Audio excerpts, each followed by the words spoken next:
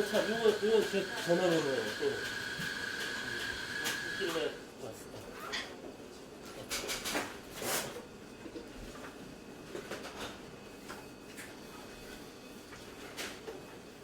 저희가 원래 5시부터 이렇게 시작하려고 했는데 조금 늦어졌지만 지금 그래도 먼 길에서 와주셔서 너무너무 감사드리고요. 오늘 특별히 이렇게 어떤 술 네. 해주고 싶으신 말씀을 자유롭게 드릴게요. 해주시면 제가 더 잘 듣고요. 네. 한 시간이 한 20분 정도 지나고 나면 저희가 이렇게 여쭈고 싶은 질문들 이런 것들을 좀 주고받고 향후 이렇게 방향성에 대해서나 이런 저희가 내 도움을 드리거나 아니면 또 저희를 응원하고 격려해주고 싶으신 말씀들을 주고받고 마치는 걸로 하고 뒤에 또 집회가 있어요. 그래서 얘기 들었습니다. 이동하는 시간이 있어서 한 6시 40분 정도까지 마무리하는 걸로 시간을 이렇게 하겠습니다. 자연스럽게 모두 소개해 주시고 시작합니다.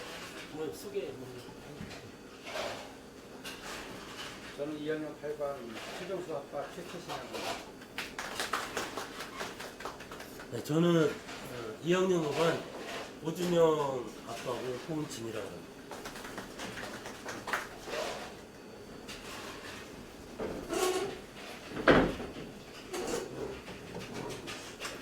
이렇게 잘 예. 오늘 제가 급작스럽게 이렇게 사람이 바뀌었어요. 정상적이었더라면 저하고 이제 같은 반인 권우 아버님 김강배 씨 지금 이제 예전에 인양분과에 있다가 지금 이제 가족협의회 사무처에서 팀장으로 일하는 분이 오기로 돼 있었는데 좀 상당히 가까운 분이 그쪽에서 이제 상을 당해서 급히 어젯밤에 시흥으로 올라가는 바람에 이제 제가 기타로 내려갔습니다. 그래서 그분이 많이 준비를 하셨는데 저는 이제 급조로 그냥 제가 안고 있는 것만 이렇게 얘기를 하고 풀어놓는 것보다는 많이 궁금하신 거를 물어보고 답을 하는 게 괜찮을 것 같아요. 그래서 대충 한번호 그 아버님한테 얘기는 들었어요. 그 세월호의 관련과 지금 가족들의 동향 이 정도인데요.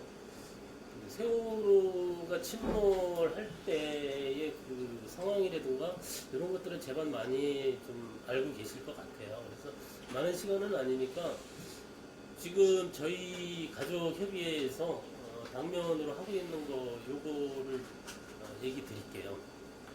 지금 저희 이제 가족협의회는 가장 크게 세월호가 이제 목포 신항에 거치가 됐거든요.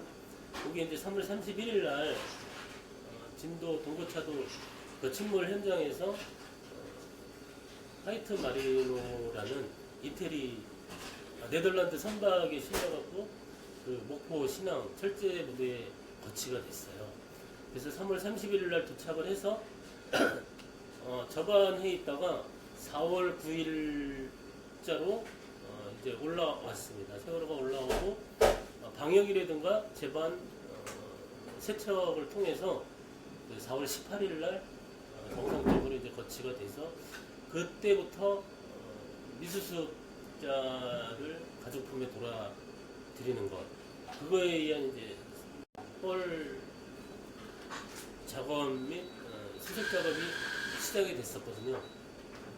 그래서 그 1차 수색 작업이 얼마 전에 끝났었어요. 1차 수색 작업이 끝나고 지금 이제 그 화물칸에 있는 C데크, D데크 그리고 그 C데크 뒤쪽에 트윈데크 있는 데에 승용차를 뽑아내기 시작을 했고요. 1차 수색을 통해서 다는 아니지만 몇몇 분의 미수습 분들의 유골 시신이 나왔어요. 이영숙님 같은 경우에는 3층 38 작업하는 구역이죠. 그 구역에서 구멍 쫓기는 입은 채 이제 뼈만 이제 살은 없으니까 거의 다 나온 상태고요. 그리고 은하, 저 은하 같은 경우에는 유병원 전시실 있는 그 뜯어낸 그 선미 끝 부분에서 구역으로 따지면 작업하는 구역으로 따지면 4-10, 11 지역에서 대략 95% 정도의 유골이 나왔습니다. 그리고 다윤이는 생각 외적인 곳, 잠수사들이 당시 작업을 못 들어갔었던 지역, 작업 구역으로 따지면 3-6이라고 돼갔고요. 그 화물칸 연계되는 그 에스컬레이터 계단 있는 쪽에서 다윤이가 발견이 됐는데 약 한 65% 정도. 상반신 위주고요. 그 하반신 쪽으로 이제 큰 뼈들이 좀 많이 없어요. 그리고 그 자리에는 다윤이가 발견된 자리 옆에 가로 한 1m, 세로 한 2m쯤 되는 큰 개구 같은 게 있어요. 그래서 그게 상하이 살베지가 홈톤 작업을 하면서 뚫은 건지 아니면 원 자리에 문이 있었던 게 떨어진 건지는 정확하게 아직 판단이 안 나와 있거든요. 그래서 다윤이가 발견된 지역 옆쪽 그 문 옆이 바로 화물칸과 연계가 되는 곳입니다. 그래서 그 지역에서 일반 사람들이 생각을 했을 때에도 그 다윤이의 일부가 화물칸으로 넘어가지 않았냐. 그래서 그 화물칸을 차 꺼내면서 뻘 작업을 수작업을 통해서 나머지 일부를 찾을 예정이고요. 그리고 이제 고창석 선생님 같은 경우에는 그 침몰 해역에서 정강이뼈가 이제 한이죠. 그것만 이제 이렇게 발견이 돼서 4분의 시신은 찾았고 아직 5분의 시신은 지금 찾지 못한 그러한 상태예요. 그래서 1차 그 정밀 수세, 그러니까 작업이 끝나고 2차 정밀 작업한다라는 것은 그동안 못했었던 구역, 그러니까 배가 지금 자연으로 넘어가 있으니까 벽 쪽에 있는 뻘이라든가 아니면 사람이 닿지 못했었던 곳, 작업하기 불가능한 데를 재차 작업을 하겠다. 그리고 물청소도 해서 좀 꼼꼼히 작업을 하겠다라는 상태에서 지금 돼 있고요. 그리고 그 화물칸은 작업을 하고 있는데 지금 우연에서 큰 크레인을 통해서 가장 꺼내기 좋은 작업 장소 거기에 있는 차들을 지금 꺼내고 있는데 지금까지 오늘까지 4일 정도 작업을 했는데 제가 여기 넘어오기까지 22대의 승용차가 올라왔습니다. 근데 승용차 올라온 거를 보면 제주 들어가는 탁송차 헛자, 하자 남바들이 거의 많이 지금 있는 상태고요. 그리고 그 작업이 끝나고 나면 그거에 이제 맞물려서 그 해수부나 지금 작업하고 있는 코리아 살베지에서는 7월 2일부터 이게 내일이죠. 내일부터 선미의 절단 작업이 시작이 된다고 그러더라고요. 그래서 그 절단 작업하는 과정에 작업을 하고 있는 거고요. 처음에 그러니까 화물차의 작업을 하기 위해 썼던 부분은 여러분들도 알고 계시지만 그 우연에 작업을 하는 과정에서 세월호 안에 화재가 일어났었습니다. 그러니까 용접하는 과정에서 용접 불똥이 화물칸 안에 떨어져서 거기에서 이제 화재가 일어나서 약 한 30-40분 정도 탔다가 이제 진화가 됐고 처음에 4일 전 첫날 차량을 한 3대에서 4대만 꺼낼 예정이었었어요. 그 이유는 화재 원인을 찾기 위해서. 근데 세대 4대만 계획을 했었던 것이 크레인으로 차를 꺼내다 보니까 많이 나오거든요. 그래서 절단 작업 전까지 꺼낼 수 있는 한 최대한 꺼내겠다. 그래서 지금 작업을 계속 꺼내고 있고 오늘 제가 오기 전까지니까 그 이후에도 아마 나왔으면 한 몇 대쯤은 더 나올 거라 생각을 하고 있어요. 그리고 세월호 안에는 승용차가 한 120여 대인가 아마 그쯤 될 거예요. 그래서 그러한 차들이 나오고 C데크나 트윈데크 쪽은 그나마 그래도 상당히 양호한 상태라 좀 작업하기가 좀 수월한데 그 D데크, 정작 D데크, 화물차들이 있는 곳은 저도 이제 우연에 올라가서 직접 내려가 보지는 못했지만 봤을 때 작업이 상당히 좀 힘들겠다라는 생각이 들어요. 그 안에는 이제 뭐 5톤 차례든가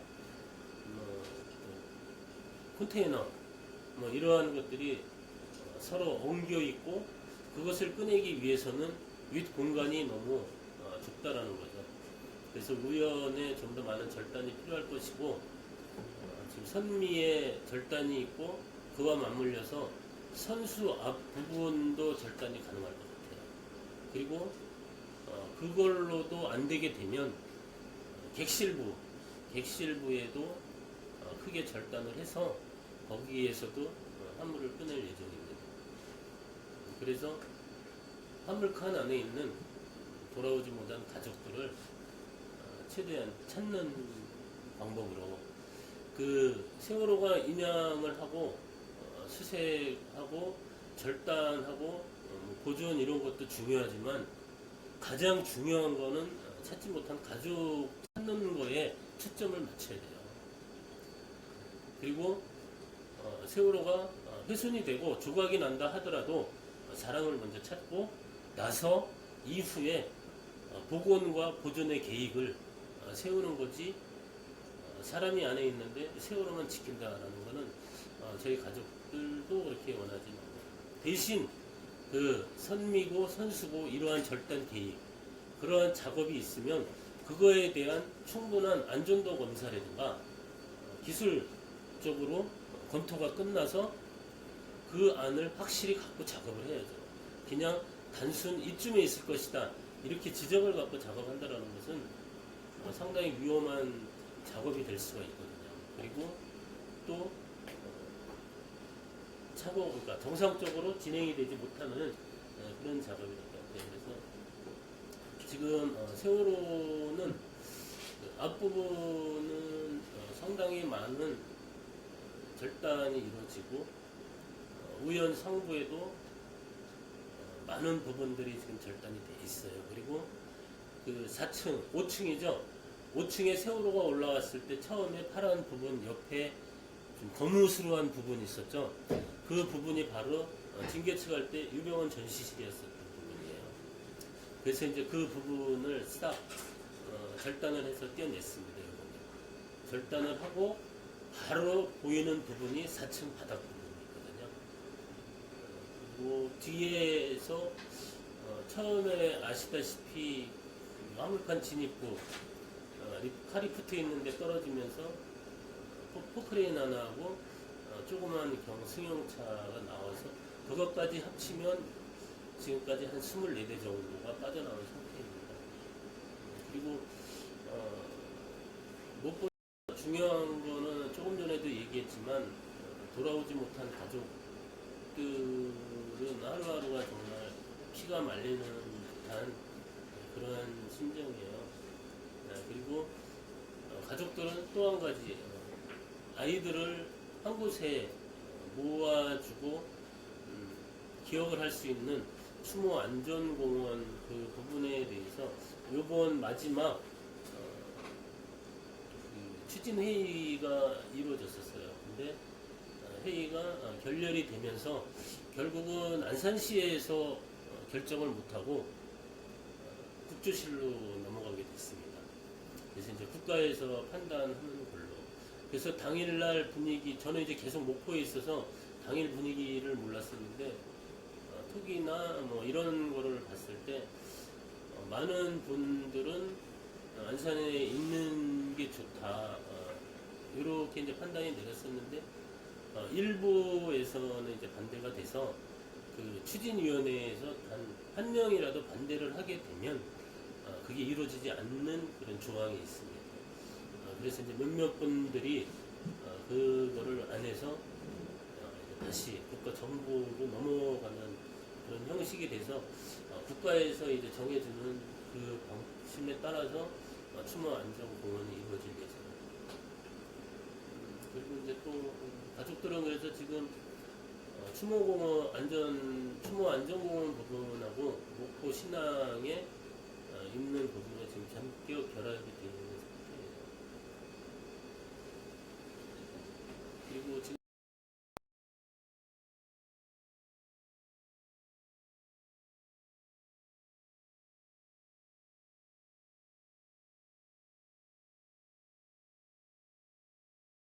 많은 분들이 광화문이라든가 안산에 올라가셔갖고 지금은 한 5-6분 정도가 있고 장마철이라 세월호 작업이 일부만 이루어지고 있기 때문에 좀 많이 이제 올라가 있는 상태예요. 그래서 본격적인 절단 작업과 차량 세척이라든가 차량 내 유류품 이런 작업이 되게 되면 가족분들이 또 많은 분들이 목포 신항에 또 내려올 예정입니다.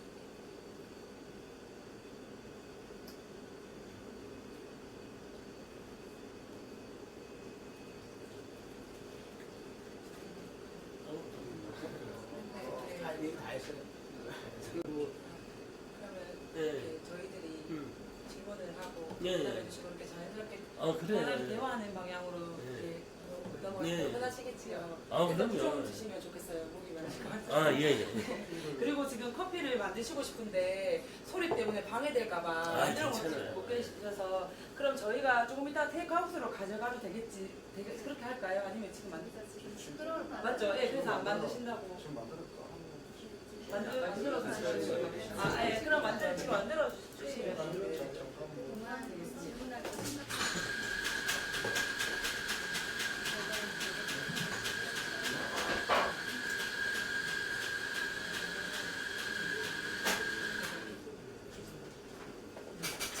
그러면 그 커피 만들 동안 예. 저희들이 어떠한 마음으로 초대하게 되었고 이 시간이 어떤 마음으로 되기 위해서 저희가 또 어제도 이렇게 또 한 2시간 가량 앉아서 모임을 기대하고 또 저희가 이렇게 방향에 대해서 또 함께 고민을 하는 그 시간을 가졌었는데 저희 모임을 그래도 이렇게 조금 대표를 하시는 어른이신 이제 신범 선생님께서 좀 간단하게 예.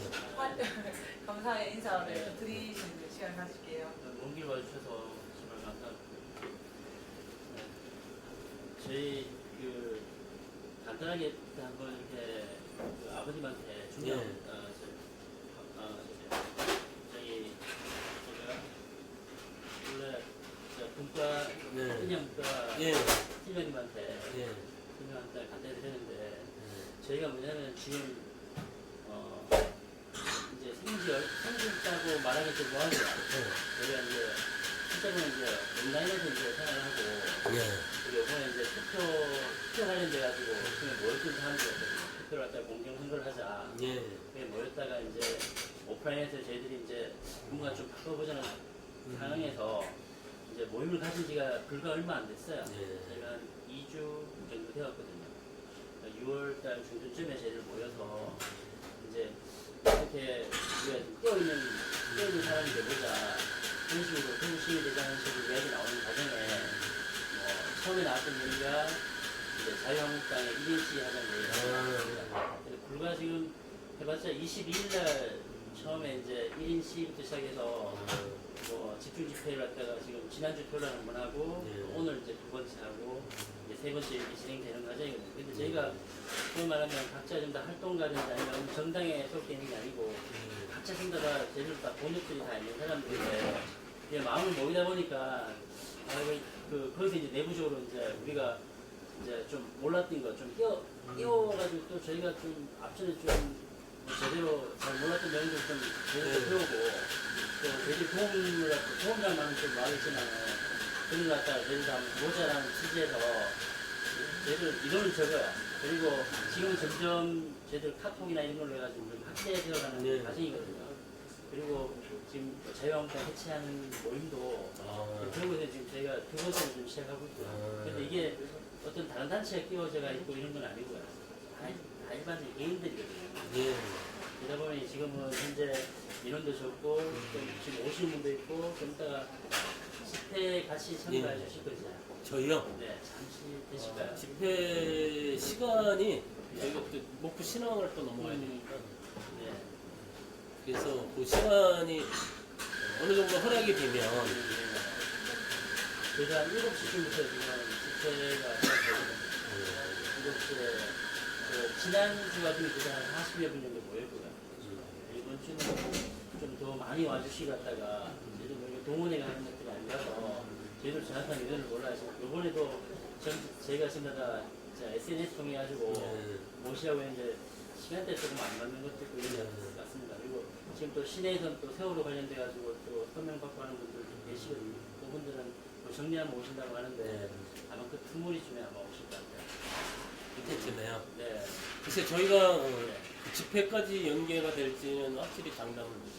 왜냐면 거리가 좀 있다 보니까 그럼 지금 다시 또 목포 지금 목포 그래서 저는 지금 계속 목포에서 직접 안에서 있거든요. 나머지 분들은 광화문이나 그런 올라가서 예, 그렇죠.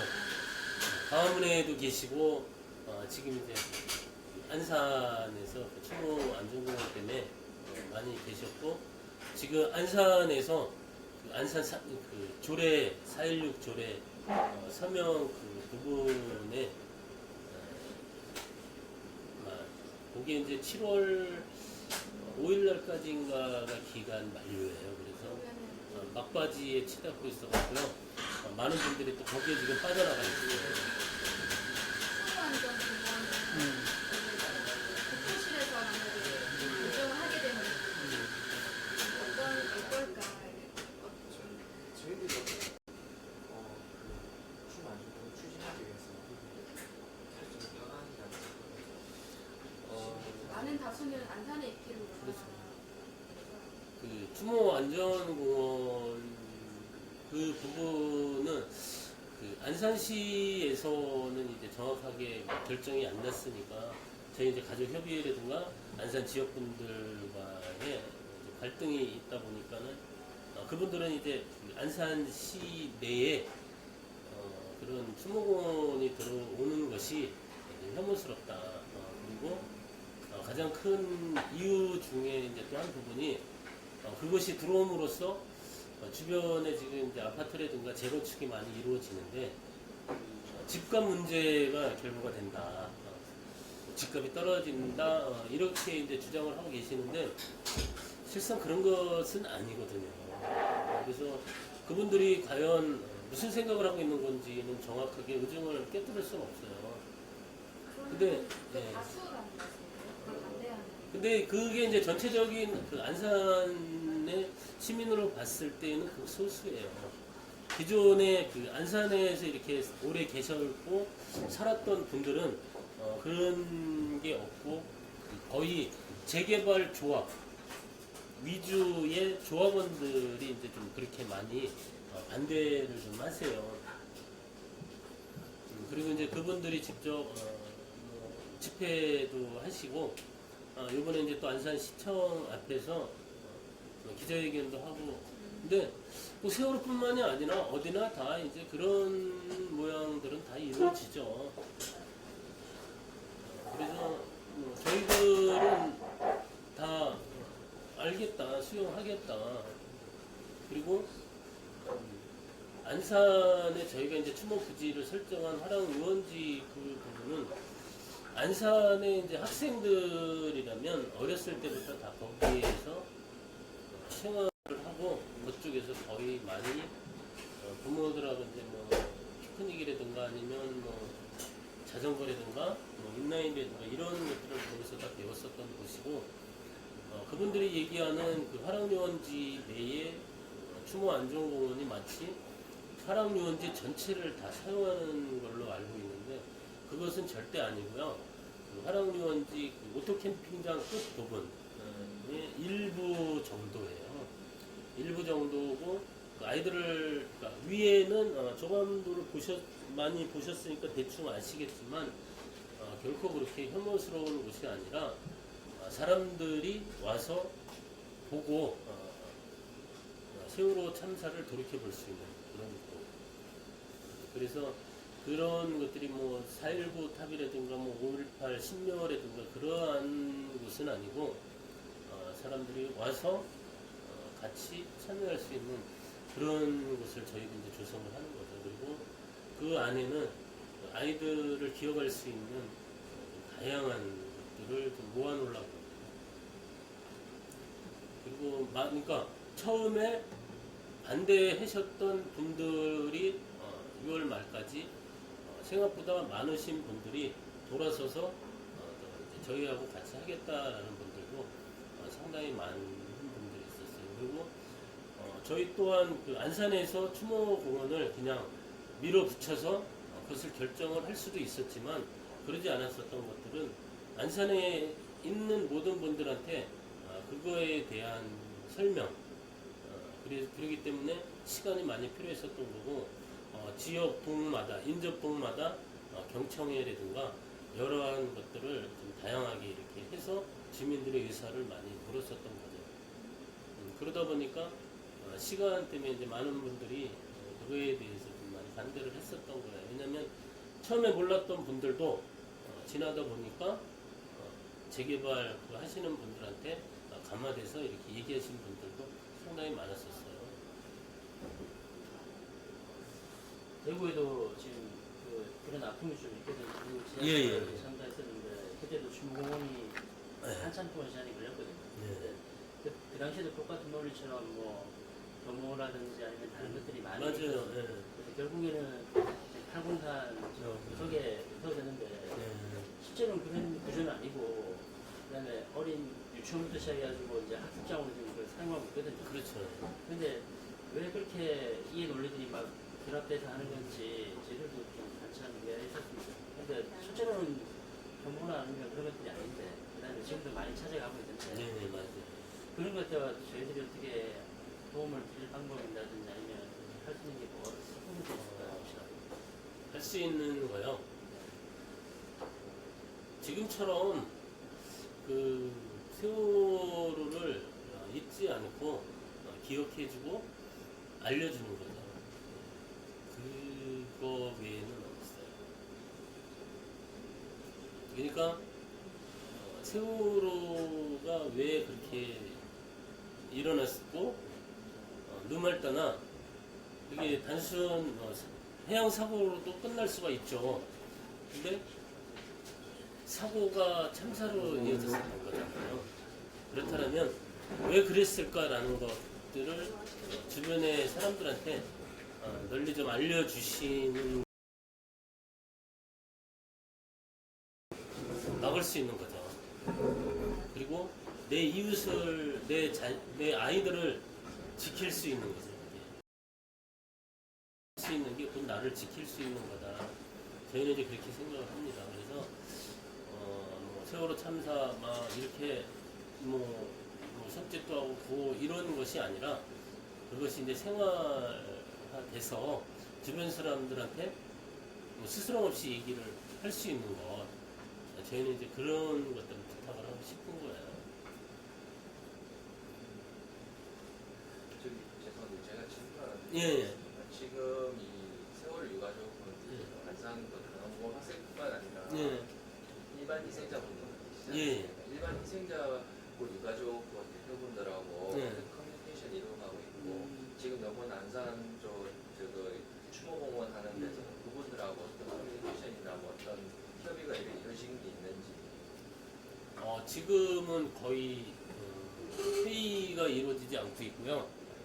집행 단위에서 이제 왕래 정도만 하고 있어요. 그리고 인천의 유가족 분들은 인천대공원 인근에 추모공안당이 있어요. 그리고 거기에 이제 안 들어가신 분들은 저희하고 지금 이제 같이 일을 하고 있어요. 그래서 지금 목포 신항에도 인천 그러니까 유가족 협회 예전에 부위원장 했었던 그 친구가 목포 신항에 와서 유류품 관리를 지금 저희가 같이 하고 있고 그 현장 안에 컨테이너에 인천 유가족 컨테이너가 있습니다.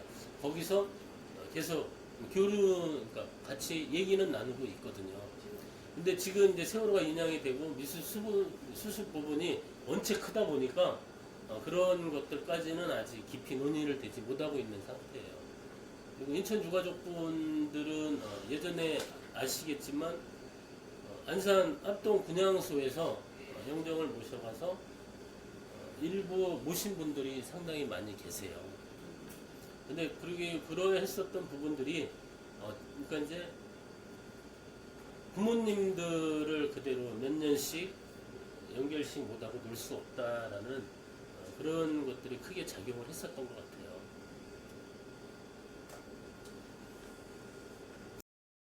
지금 아직 그 일반인 희생분들의 많은 분들이 안산 합동 분향소의 영정이 상당히 많이 계세요. 그분들은 이제 모신 분들은 다시 못 오시잖아요. 있는 분들은 같이 합동 연결식이 끝나면 안산 추모 안전공원에 같이 모셔지죠.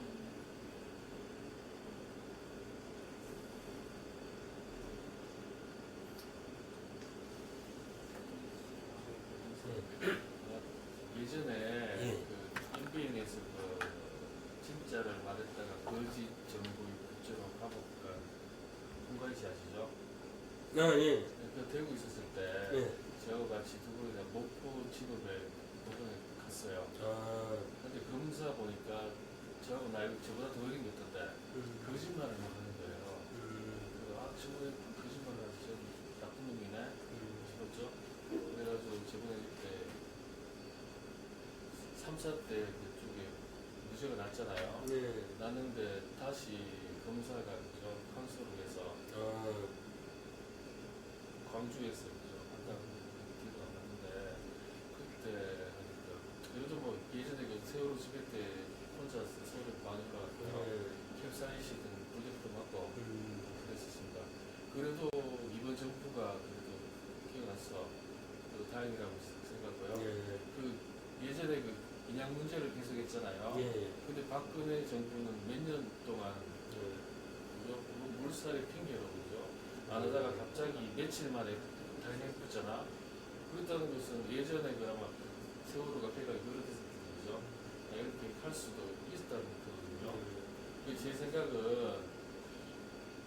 그 인재도 많이 포함됐다고 저는 생각을 해요.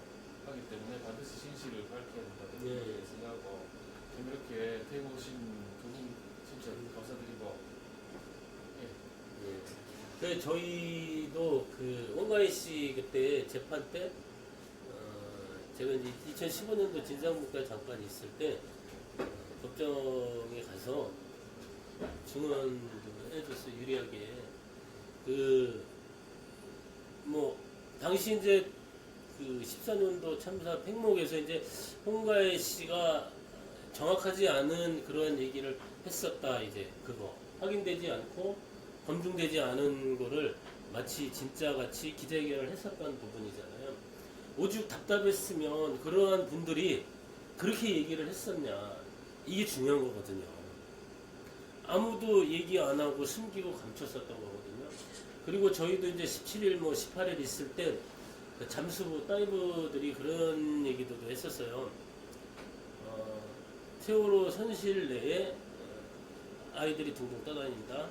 그리고 그 옆에서 17일 날 말소리도 났었다. 저희도 그 자리에서 그런 얘기들을 많이 들었었어요. 그런 부분들을 언론에 나가지 않은 상태에서 다 감춰지고 있을 때 홍가희 씨가 이제 그런 얘기를 했었던 거죠. 그러면서 그게 이제 부상을 했었던 거고, 그래서 국가에서는 그거를 집요하게 이제 물고 들어가는 거죠. 원래 정부에서는 자기네들이 하는 일은 대충 설렁설렁 하는데 뭐만 잡으면 집요하게 끄집어내잖아요. 바로 이제 그런 부분에 희생자에 관한 부분도 이제 그런 희생이 그런 것이죠.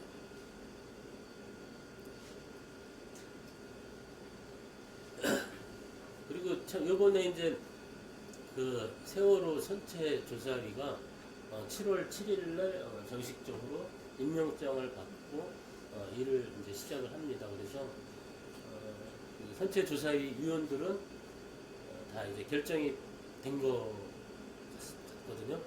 그래서 그 중에 이제 인원 구성을 보면 해양이라든가 선박 전문가 분들 그분들이 좀 상당히 많이 포진이 돼 있고요.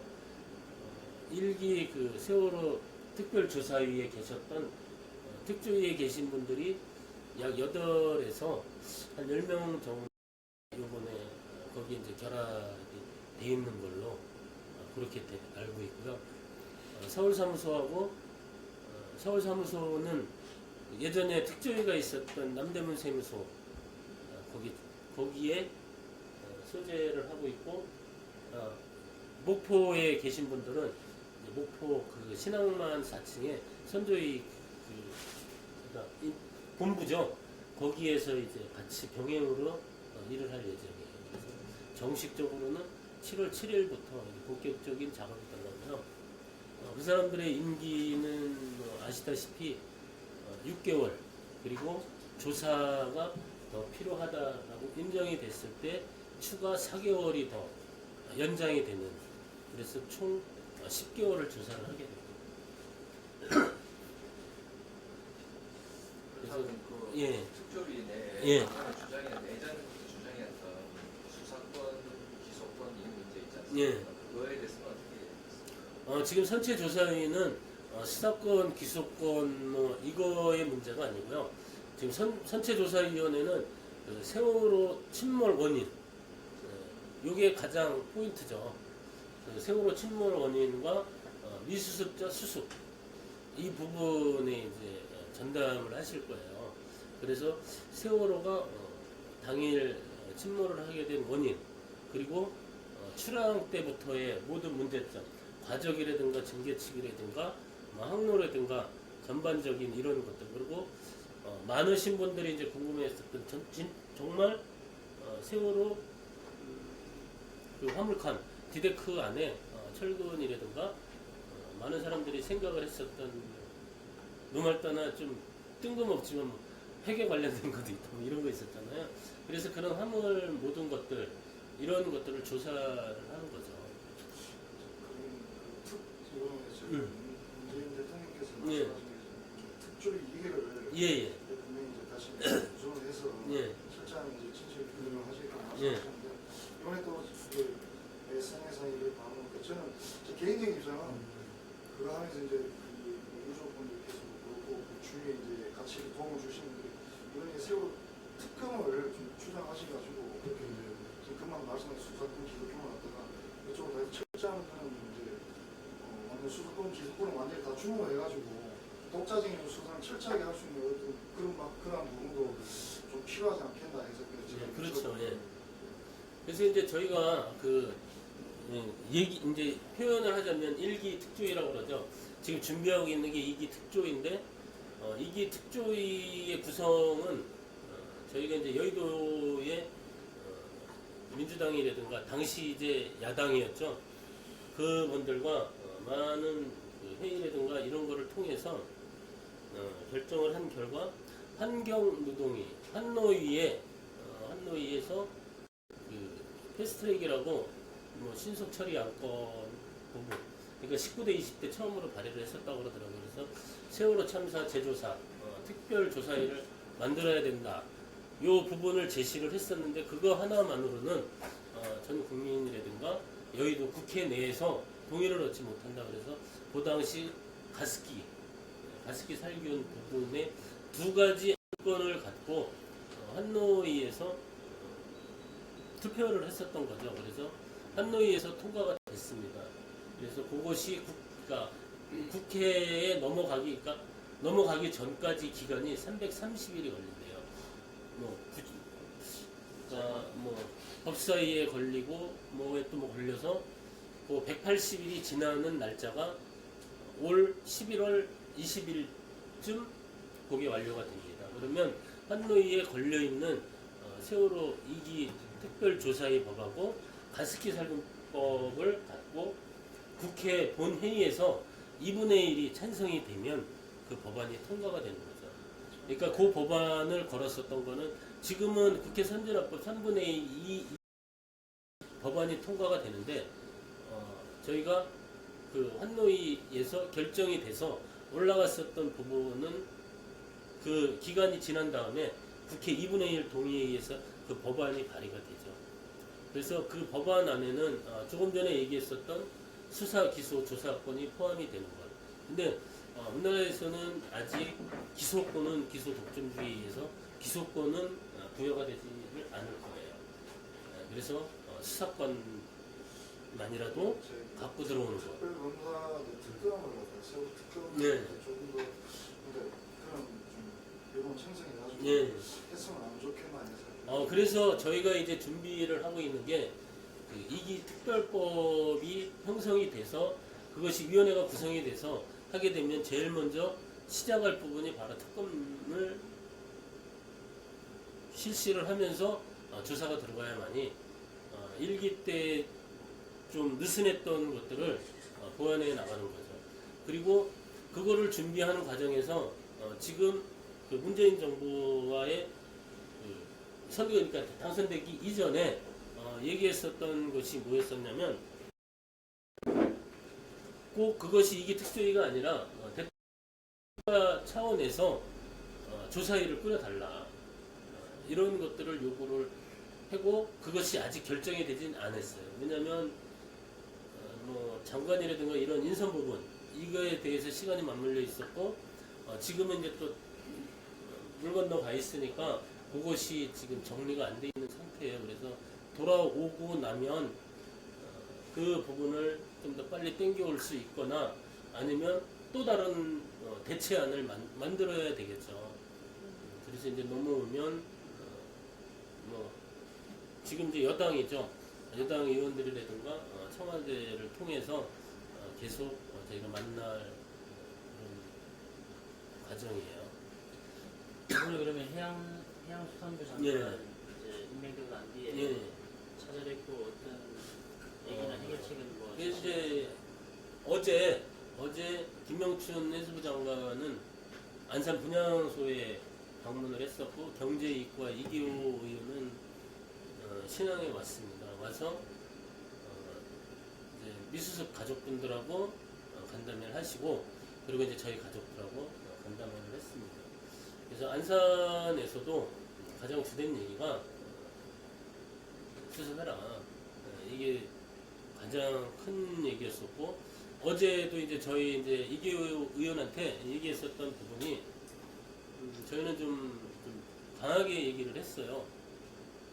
현실적으로 지금 9명이 미수습이 있고 4명이 찾았다.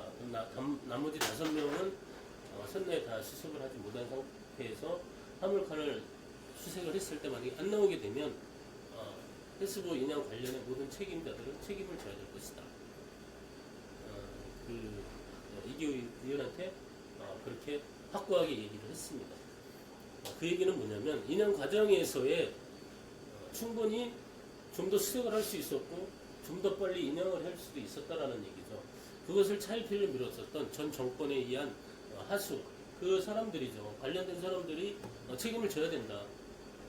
이런 강력한 얘기를 했었고요. 그리고 세월호 작업하는 과정에서 작업 환경을 좀 더 개선을 해달라. 제일 중요한 것은 안전이다.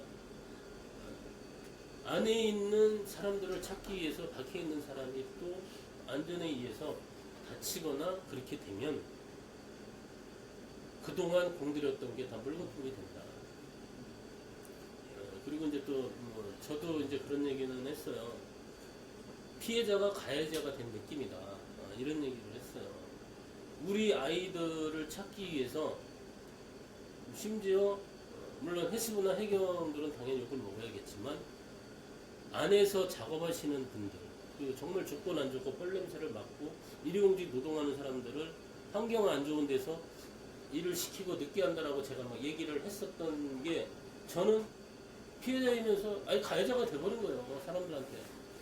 이 정말 답답하더라고요. 그래서 그런 것이 되풀이되지 않고 작업 개선을 해줘라. 그게 이제 가장 중요한 부분이에요. 지금 현장에서 일하는 뭐 S부나 해경이들은 나름 열심히 해요. 가장 중요한 것은 처음부터 계획을 하고 집행을 했었던 사람들이죠. 그리고 세월호가 침몰을 했을 때 당시 3청장들 있었잖아요. 뭐 해경청장이니 서해지방청장이 있고 이 사람들은 당연히 처벌을 받아야 될 것이고,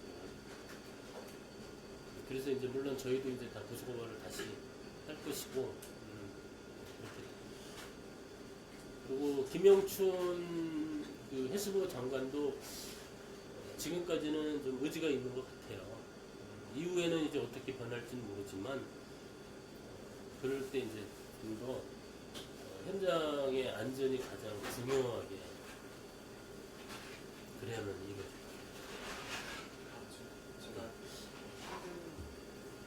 꺼내기 좀 힘든 게 제가 실은 그 당시 침몰했을 때 예.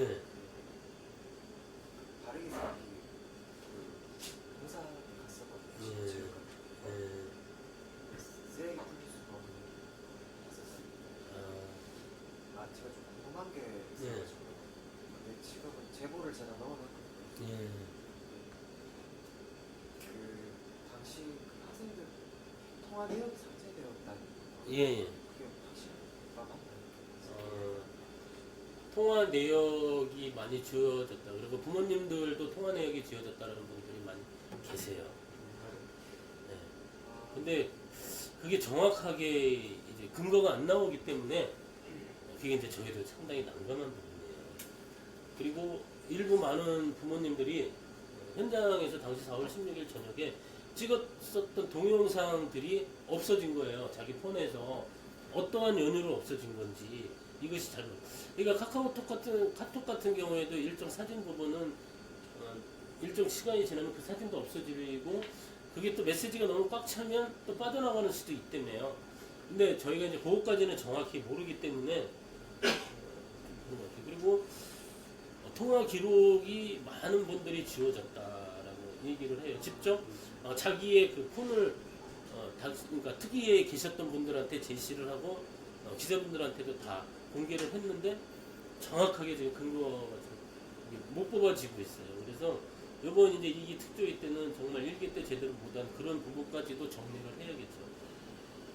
그 이용인 씨라고 하시는 거죠? 네, 모바일 랩, 네, 이용이. 네. 아, 네. 예. 그분께 제가 제보를 드렸는데 예, 제가 그때 봉사활동 했을 때 예, 통신 K팀과 통신 예. 시니어 분이시라고 예. 봉사활동 아는 사촌분께서 그 경찰 해경의 그 전환과 순찰함인가 예. 그래서 3일 동안 예.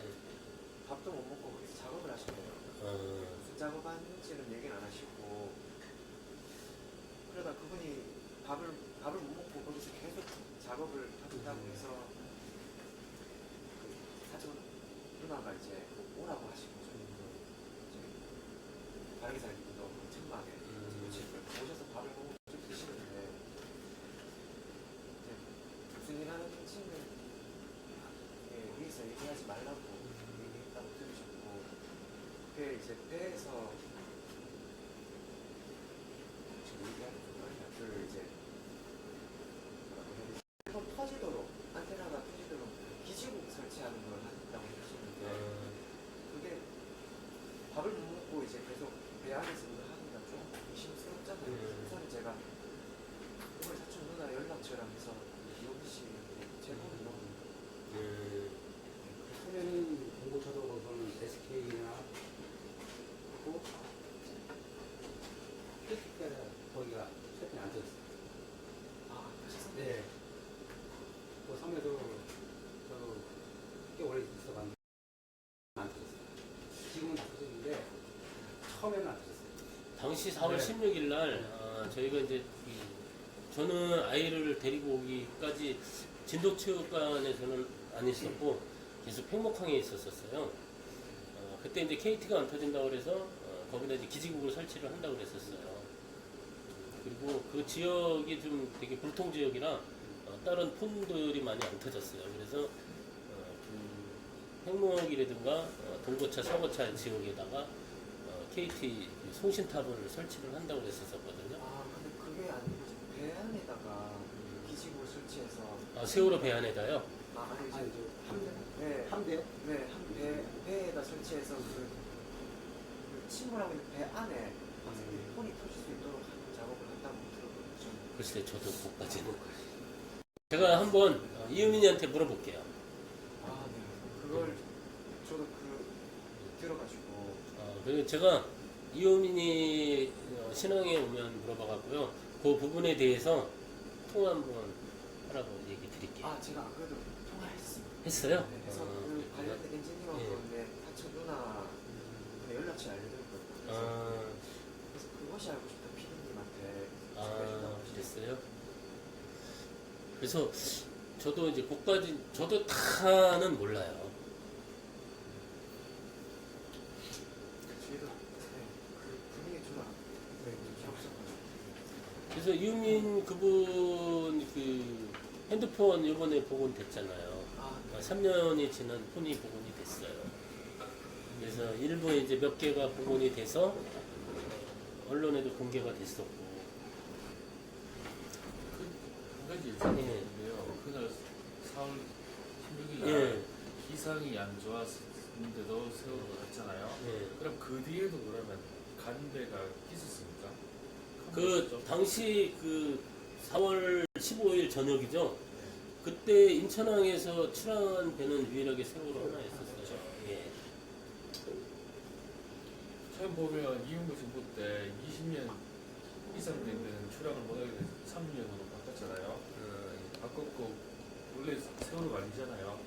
근데 야미노 우에오라고요. 일본 연안에서 지나가던 배예요. 그 일본은 그 선박 연령 제한이 없대요.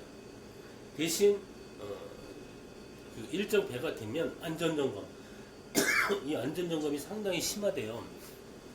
그래서 안전점검 하는 돈이 엄청 많이 지불이 되기 때문에 수명이 뭐 한 18년, 뭐 17년, 19년 된 배는 일본보다 선박이 좀 떨어지거나 이런 나라에다 팔죠. 그러면 그 나라에서는 그 배를 갖고 운항을 해요.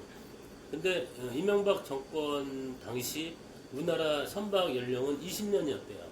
그랬다가 선박 연령을 30년으로 연장을 하면서 세월호를 18년 된 세월호를 도입을 한 거죠. 근데 도입 과정이 되게 우스운 게 뭐냐면 예를 들어서 세월호가 100억이다. 그러면 80%를 일본에서 실물도 보지 않은 상태에서 산업은행에서 그 배에 대해서 대출을 해줬고 그 배가 인천세관으로 들어왔을 때 당시 세금을 하나도 안 물었었어요. 그거는 일기 특조위 때 다 나왔었던 결과거든요.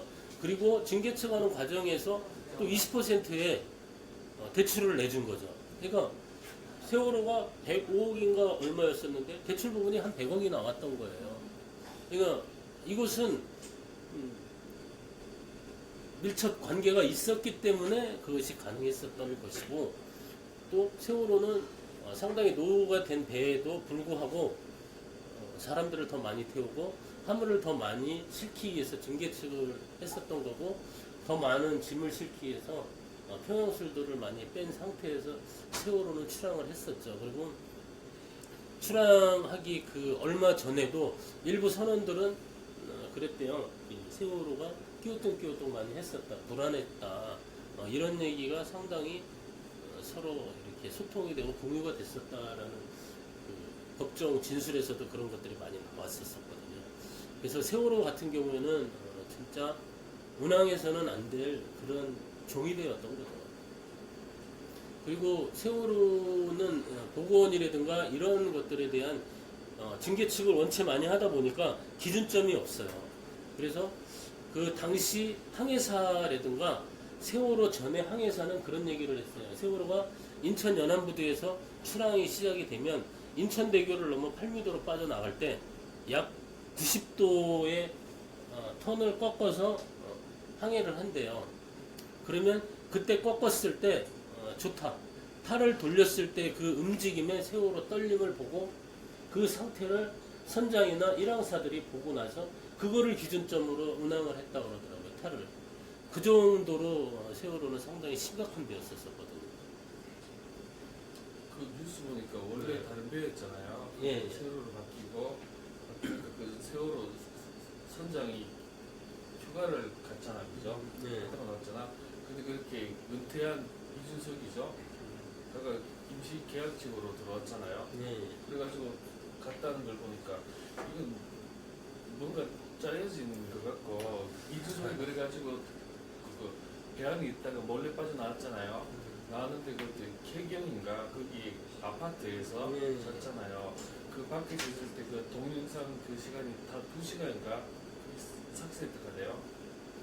근데 세월호 이준석이는 세월호 선장을 했었어요. 그리고 그 세월호 선장은 신부식 선장하고 이준석 선장이 교대로 했었거든요. 오하마노하고 세월호를 같이 운항을 했던 사람이고 이준석은 이제 나이가 많아서 좀 밀려 있고 당시 신부식 선장이 휴가 중이라 이준석이가 이제 대타로 세월호를 끌었었던 것이고 당시 세월호의 선원들은 절반이 입사 6개월 이전이라든가 1년이 채 되지 않은 사람들의 위주였었어요. 그리고 그 머리 짧은 신정훈이라는 일항사는 당시 병원의 진료 기록에 진단 사주가 나와 있고 치료를 요하는 사람이 세월호에 탑승한 그런 경우가 됐어요. 그리고 그 사람은 일항사의 자격이 없고 인천에서 제주로 들어가면 제주에서 일항사로 임명해 준다라는 그런 것도 있었거든요.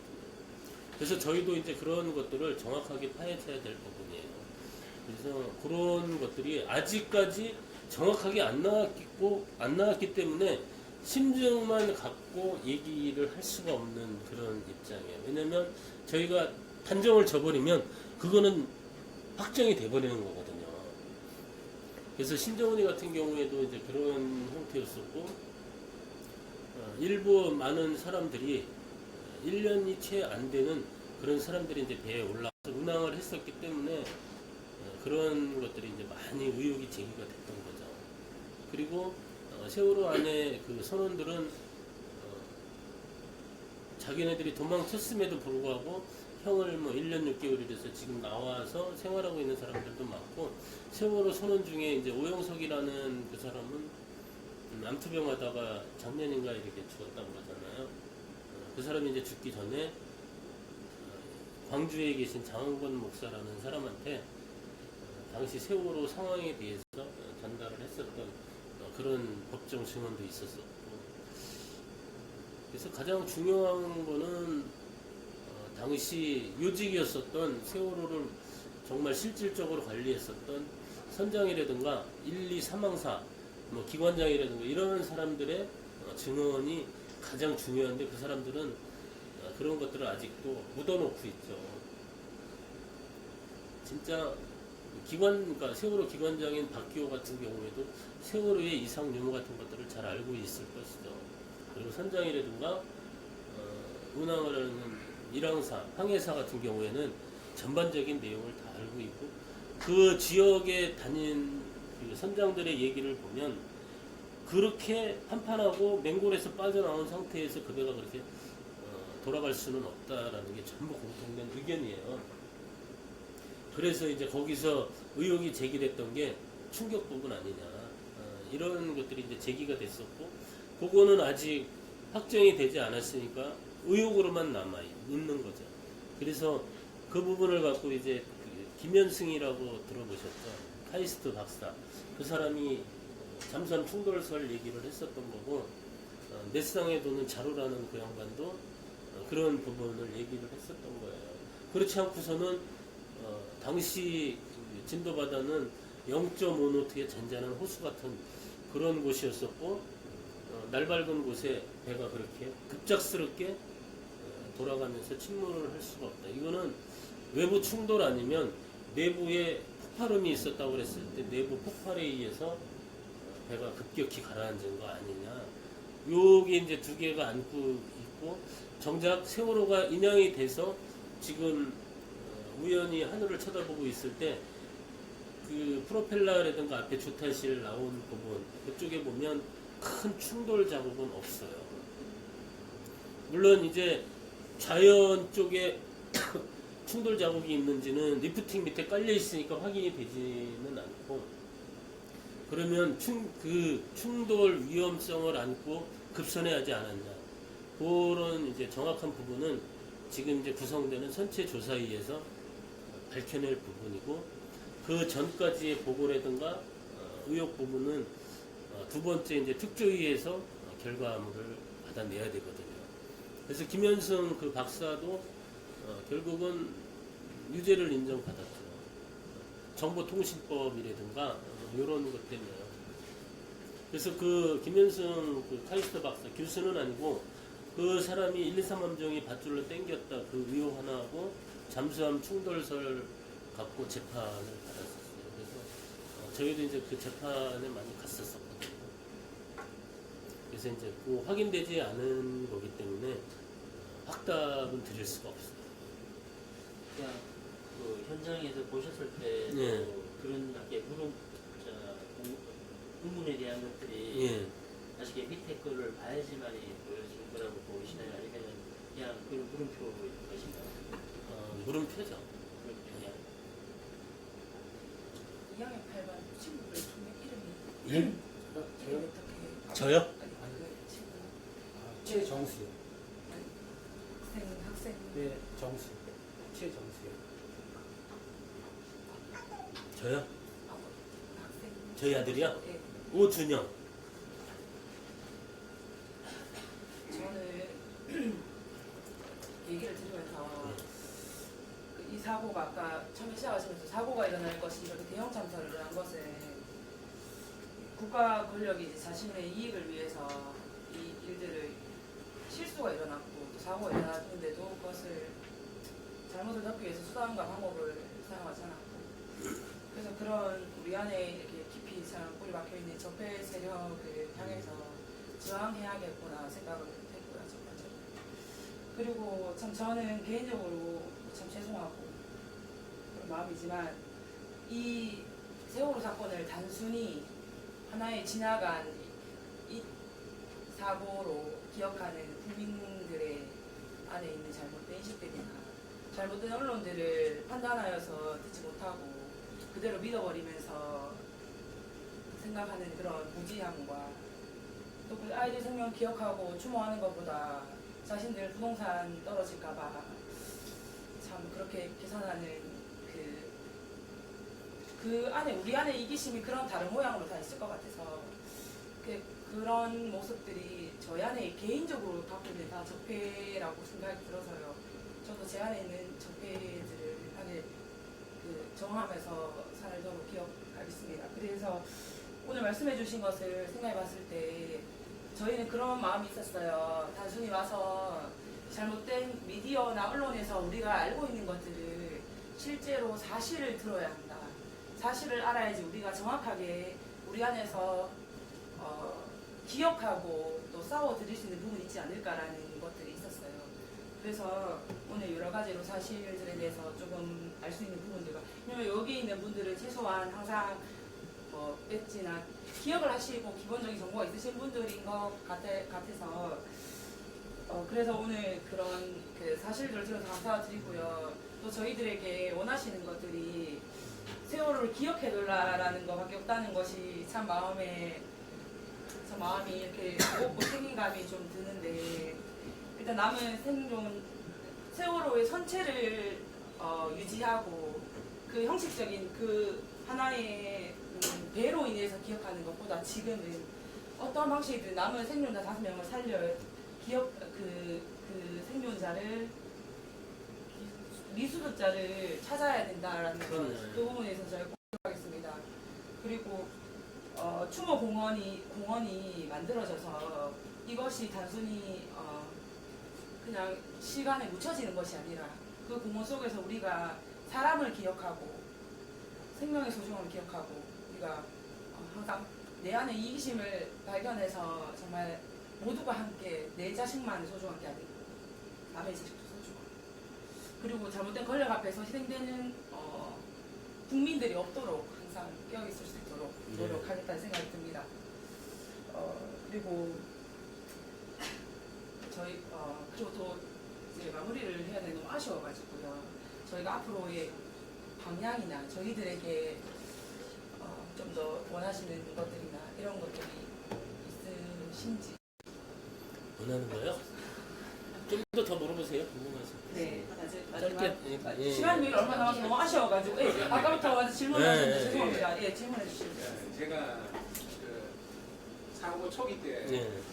도저히 제가 유튜브를 보면서 이걸 세월 처음에는 일반 공영 방송을 보고 했는데 솔직히 믿길 수 없는 사항을 계속적으로 반복된 그 실수를 하고 해가지고 한 1년이 지난 후에 이제 유튜브를 보면서 이렇게 공부를 했는데 보면서도 솔직히 이해가 안 되는 게 그 당시에 정말 이상훈 기자 말고는 나머지 기자들은 다 가짜 뉴스를 했는 게 맞습니까? 저는 도저히 근데- 우리나라 저거라도 언론 기자들이 양심들이 있는데 그 수많은 기자들이 있는데 진짜 몇몇 기자 말고는 나머지 공영방송에 있는 그 언론들이 다 거짓을 했다는 게 도저히 사실은 저도 믿기지가 않았어 도저히. 그 저런 얘기 있었었잖아요. 기레기라고요. 기자 쓰레기라고. 그 당시 4월 16일 이후 뭐 한 보름 동안 그 팽목에는 엄청난 기자들 그리고 정보원들이 무지 많았었어요. 그리고 정보원들은 세월호 가족들, 그러니까 이제 자식 잃은 부모들의 돌출 행동이라든가 이런 것들을 철저히 감시했었고 기자들은 그런 것들을 많이 찍었어요.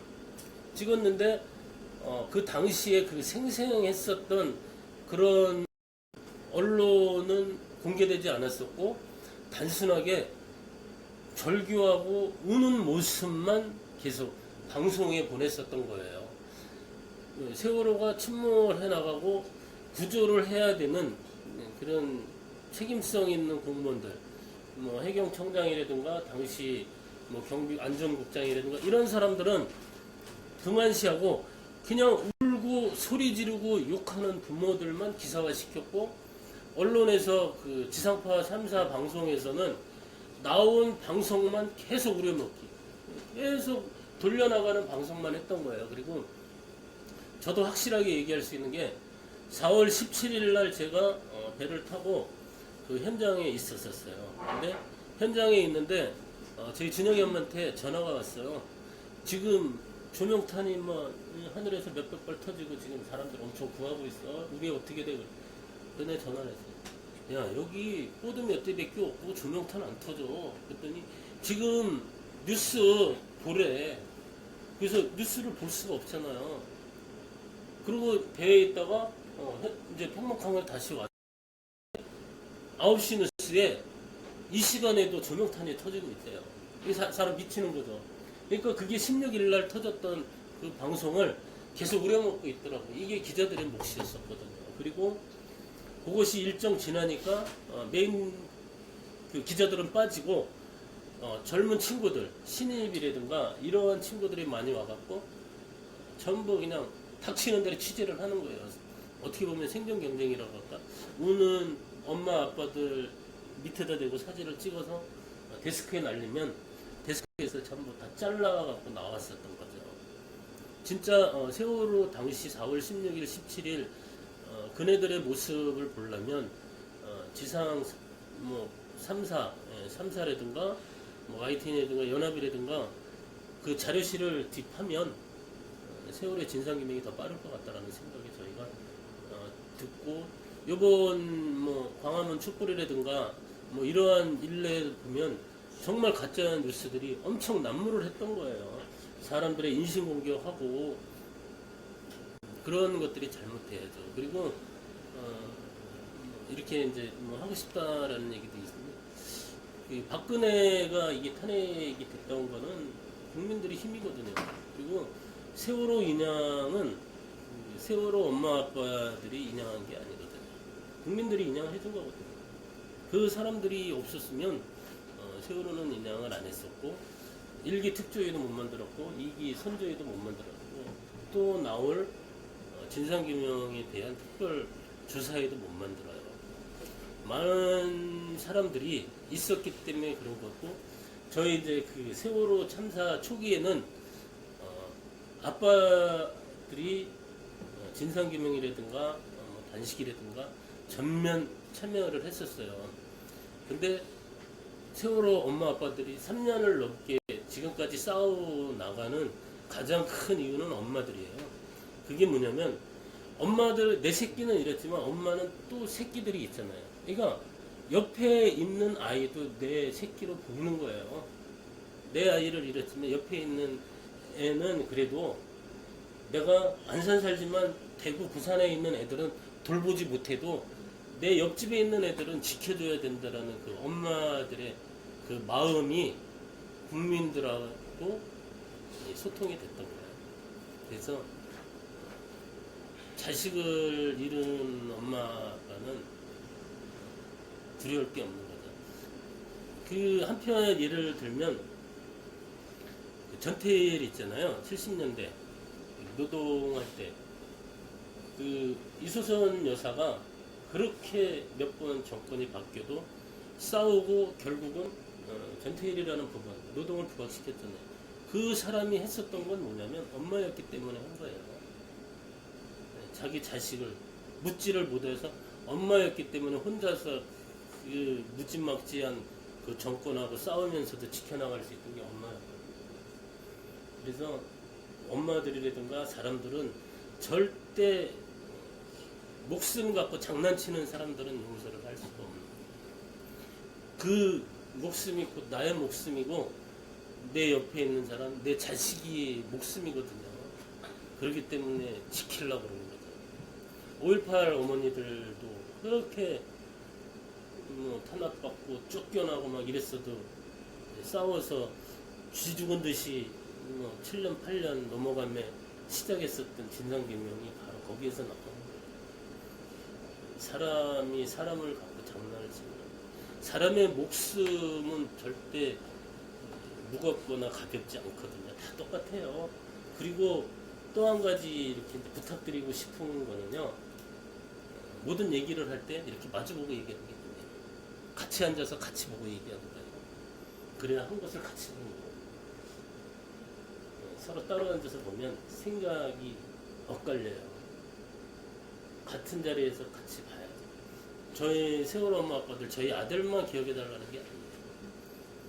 현장에서 산재 안전사고로 돌아가시는 분들 그리고 거주지에서 다 훼손되고 쫓겨나시는 분들 소외받고 외로운 사람들 다 같이 좀 더 나은 환경에서 자기의 꿈, 생각을 펼쳐갈 수 있는 거 그런 거죠. 저희는 그렇게 생각을 해요. 그래서 항상 고마운 게 이렇게 이제 또 불러주고 또 아이를 기억해 준다라는 건 또 다른 참사가 일어나지 않고 나를 지키는 것이다. 나를 지키기 위해서 여러분들이 싸우는 거고 저 또한 지금 있는 나를 지키기 위해서 돌아다니는 거거든요. 그래서 항상 고마워요. 예. 적으로 이제 자식을 키우는 네. 부모님이긴 한데 지금 예전에 김진태 예. 과거 새누리당 김진태 의원하고 또 이제 그 당시 새누리당 예. 의원들의 막말했을 때 당시 그 심정이 있지 않습니까? 그때 그 막말을 했던 그 의원들에 대한 생각하고 그리고 또 이제 끝으로도 자식분들 지금 어디 계시긴 하지만 그 가장 보고 싶을 때 그때 언제 또 가장 보고 싶을 때 가장 보고 싶을 때요? 지금도 보고 싶고요. 매일 눈에 어른거려요. 그리고 부모들이 그런 얘기를 해요. 길에서 피켓 들고 단식하고 도보를 할 때 나한테는 욕을 해라. 대신 애한테는 욕을 하지 마라. 애가 문제가 있나. 근데 싸잡아서 욕을 하더라고요. 그럴 때가 정말 난감해요. 내가 욕먹는 건 괜찮아요. 근데 뭐 자식들한테, 애들한테는 욕을 하지 말아야죠. 부모들은 때에 따라서 못할 때도 있잖아요. 그리고 저도 그래요. 모든 사람들은 다 양면성이 있어요. 내가 좋아하는 게 있고 내가 싫어하는 게 있어요. 근데 한참 크는 애들은 몰라요. 그러니까 그 아이들을 좀 더 챙겨주고 다독거리면 몇 년 후에는 지금보다 좀 더 나은 사회가 되잖아요. 그래서 저희 부모들은 뭐 욕먹고 뭐 이런 건뭐 개의치 않아요.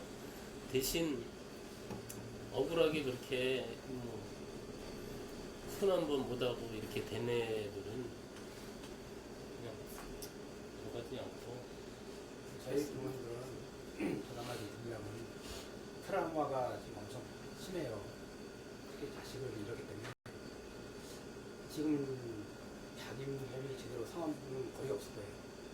그리고 약을 꼭 한두 가지씩은 다 드시고 계시고 거의 한 90%가 가까이 될 거예요. 잠을 제대로 못. 어떤 분들은 아빠들 같은 경우는 머리가 아프고 또 이가 또 오래 안고 어머니 같은 경우는 머리가 여기저기 병원 계속 다니시고 그런 분들이 상당히 많아요. 이 트라우마이고 사실 이게 뭐 저희 제일 싫은 게 지금 어때요? 이게 저희 눈이 제일 힘들어요. 근데 앞으로 뭐 나갈 길 얘기하면 저는 그래요. 이런 사회가 안 되고 진짜 안전한 나라가 됐으면 바라는 마음에 저도 이렇게 목포에 와갖고 있지만 어느 분들이 그래요. 진짜 거기서 제일 목포에 있는 인지사 지식도 막 보시는 분들은 처음에는 진짜 우라가 침을 받겠어요. 왜 우리 애 앞에서 이렇게 하는지, 네? 뭐가 그래갖고. 근데 지금은 저는 저런 분도 계시고 이런 분도 계시고 이것도 오셔갖고 또 눈물 오시고 어떻게 이렇게 두려움만 하시는 분들이 있기 때문에 상반되는 그 얘기를 하시는 분들이 많아요. 그거 다 수긍하고 그런 거다 맞으니까 우리가 화를 내고 뭐 그렇게 할 수가 없어요. 네. 그냥 저 큰 데가 그냥 넘어갔다는 것도 일본 시민들은 그 앞에도 가려 있는 게 있잖아요. 화물선이. 호텔 화물선이. 어떤 분들은 아유 세월호 장이네 딱 그러셔요. 그만 보고.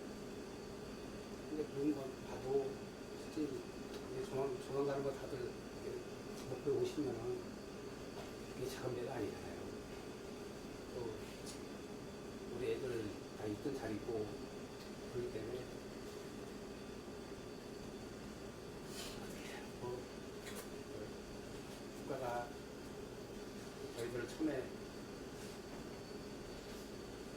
행보가 아닌 봉고차대에 저희를 떨어졌으면 우리 국민들 진짜 이게 거리가 상당히 되잖아요. 여기서 타면 3시간 일반 어선 타고 가면 40분이에요. 40분, 45분. 그렇게 거리가 먼데 저희들 앞에서 조명탄도 쏜 거예요.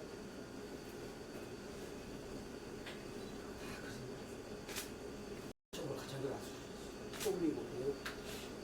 그러니까 아까 질문하셨죠. 기자들 그것도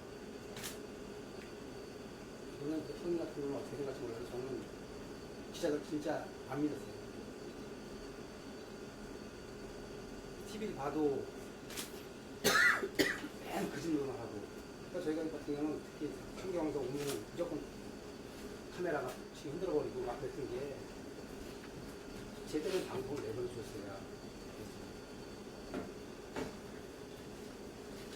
참, 뭐 JTC 같은 거는 그래도 제대로 보냈어요. 그리고 지금 저 같은 JTC 같은 거는 인터뷰 하고 하여튼 해주는데 딴 방송은 안 그랬어요. 나온다고 있다가 나올 거예요. 그럼 다 잘했어요. 저는 제일 하고 싶은 얘기는 우리 부모님한테 제일 트라우마 지금은 어떠냐고. 그게 제일 힘들 것 같아요. 저희 오늘 이렇게 얼굴을 뵙는 것도 참 감사하고 소중한 인연입니다. 최종수 학생이랑 오준영 학생 이름 꼭 잊지 말아주시기 바랍니다. 그리고 배 부르고 내 자식 잘 크고 있고 그래서 내 인생에 아무 걱정이 없다고 그렇게 생각하신다면 세월호 부모님들은 지금 이빨이 내려앉고 약을 버티시면서도 살아있는 아이들을 위해서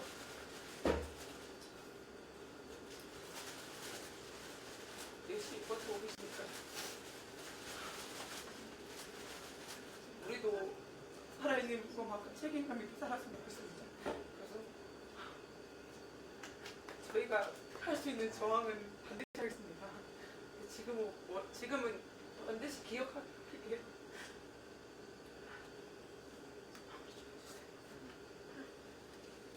먼 길 걸으셔서 감사드리고요. 그리고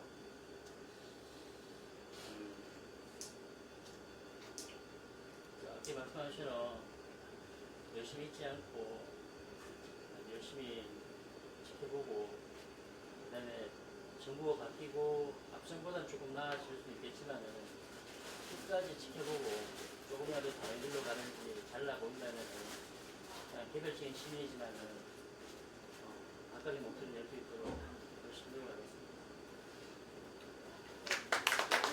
또 마지막으로 말씀해 주고 싶으신 분 있으면 말씀해 주십시오. 이제 마무리할 시간이 되어가지고요.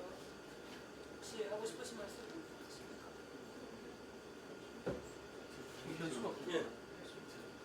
예. 진실을 인정하라 하는 거는 있잖아요. 진실을 인정하라. 예. 반드시 2013년에서 세월호 참사죠. 참사들은 미국 학살이라고 하는 것도 많잖아요.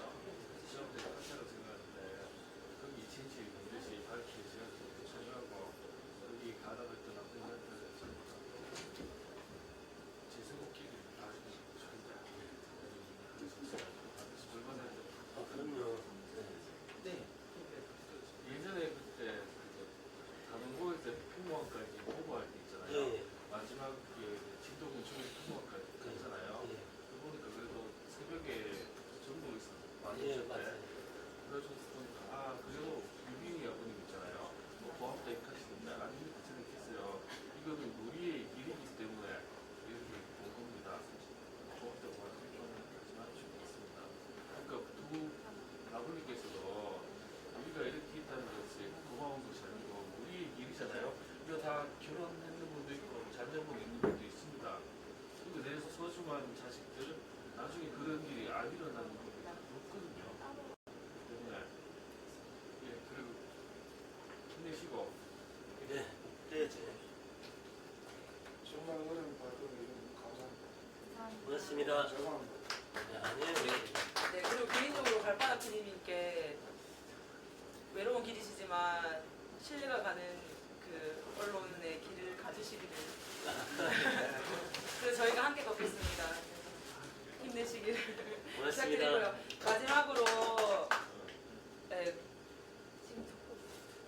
저거 저희가 어떠한 선물을 하는 것보다 마음에 편지를 좀 써드린 것이 책이다 싶어서 그 플래카드 뒤에 예. 아이들이 저게 누가 그런지 잘 모르겠지만 고래 위에 아이들이 앉아있고 그때 촛불 들고 있는 모습이 저희 모습 같아서 그래서 저희가 꼭 그렇게 들고 있겠다고 그런 마음으로 여기 선물 준비했어요. 근데 한 분 오시는 줄 알고 한 장밖에 준비 못했지만 여기 뭐 사무실에 붙여주시든지 저희가 항상 기억하겠다고 저희 저희요? 대구에서 저희가 조직이 아니라서 아주 그냥 인맥으로 서로 알게 된 관계잖아. 저희들 작은 힘들이 모여서 또 목소리를 내는 거잖아요. 그래서 저희가 꼭 기억하고 꼭 응원하겠습니다. 고맙습니다. 너무 오늘 와주셔서 너무 감사합니다. 모두 정면 박수 한번 할까요?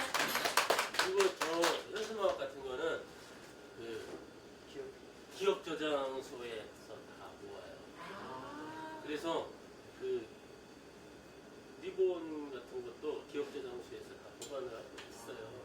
그리고 학교에서 이렇게 엽서 보낸 것들도 다 분류별로 있고, 그리고 안산이라든가 뭐 지역에서 족장 이런 것들도 다 모아갖고 다 차곡차곡 해놔서 저장. 그리고